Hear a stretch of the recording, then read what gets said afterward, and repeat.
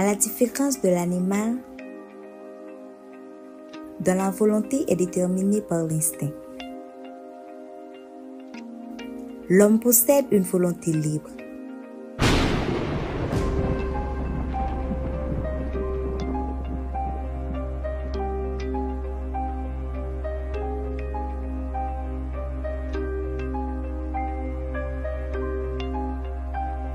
Étant capable de faire des choix surtout en amont, car il est doué d'une intelligence rationnelle.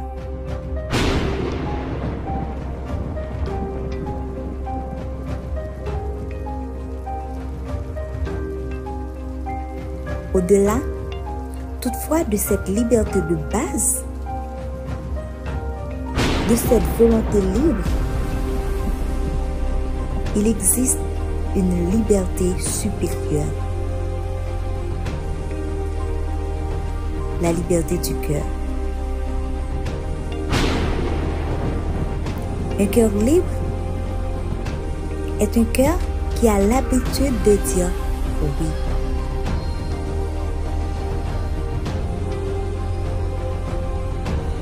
Malgré tout, aux valeurs transcendantes, aux impulsions divines, lorsqu'elles se manifestent dans les profondeurs de son être, comme aussi être chrétien, notre degré de liberté dépend de la fréquence et de l'intensité de ces oui.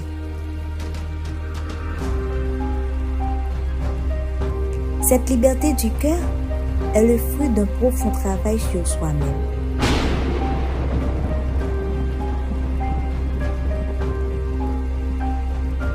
Souvent, la douleur vient des attentes non satisfaites.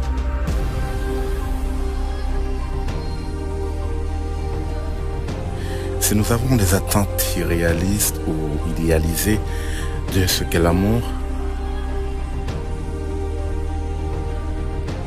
nous risquons de ressentir de la déception et de la douleur lorsque ces attentes ne sont pas comblées, tout comme aujourd'hui.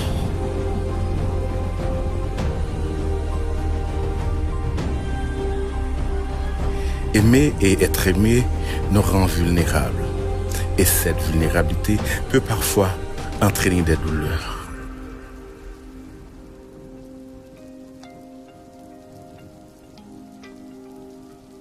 Cependant, elle nous aide également à développer une résilience émotionnelle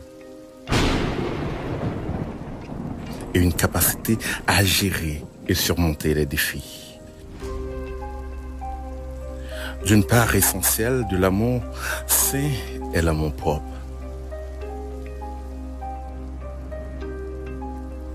En cultivant un amour et un respect de soi, nous sommes mieux équipés pour entrer dans des relations équilibrées et nourrissantes et pour gérer les défis qui peuvent survenir.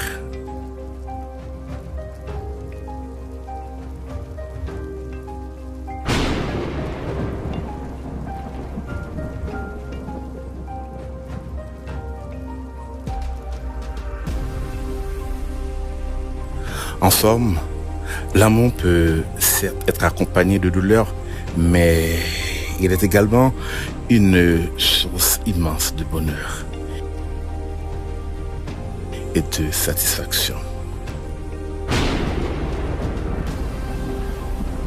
La clé réside souvent dans la manière dont nous naviguons les défis.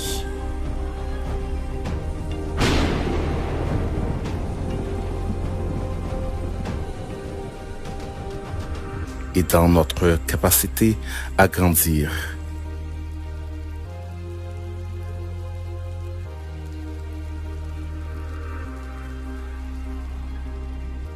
Et à apprendre de nos expériences.